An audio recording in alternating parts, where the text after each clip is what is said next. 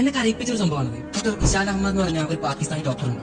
ലോകത്തിലെ പ്രഗത്ഭരായ ഡോക്ടർമാരുടെ ഒരു കോൺഫറൻസിൽ പങ്കെടുക്കാൻ വേണ്ടി അദ്ദേഹം ഫ്ലൈറ്റിൽ യാത്ര ചെയ്യുമ്പോൾ കാലാവസ്ഥ പ്രതികൂലമായി വിമാനം ഏതോ ഒരു എയർപോർട്ടിൽ ലാൻഡ് ചെയ്യാണ്. വിമാന അധികൃതരായി സംസാരിച്ചപ്പോൾ അവര് കോൺഫറൻസ് എത്തിച്ചേരാൻ വേണ്ടി ഒരു ടാക്സി ഏർപ്പാടാക്കി കൊടുക്കുന്നുണ്ട്.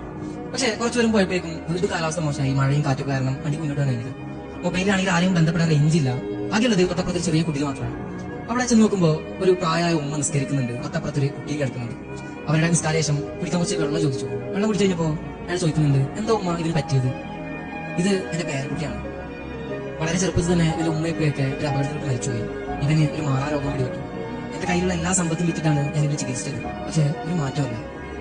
ഇപ്പൊ നാട്ടുകാർ പറയുന്നുണ്ട്, തെക്കൻ പാകിസ്ഥാനിൽ ഒരു വലിയ ഡോക്ടർ ഉണ്ട്, അദ്ദേഹത്തെ കണ്ടാൽ ചിലപ്പോൾ ഇങ്ങനെ രോഗം മാറിയേക്കുന്നു. പക്ഷെ അദ്ദേഹത്തെ ഒരുപാട് പണം ആവശ്യം വരും, കുറെ കാലം കാത്തിരിക്കേണ്ടി വരും. അതുകൊണ്ട് എനിക്ക് ചികിത്സിക്കാൻ ഒരു വഴിയില്ല.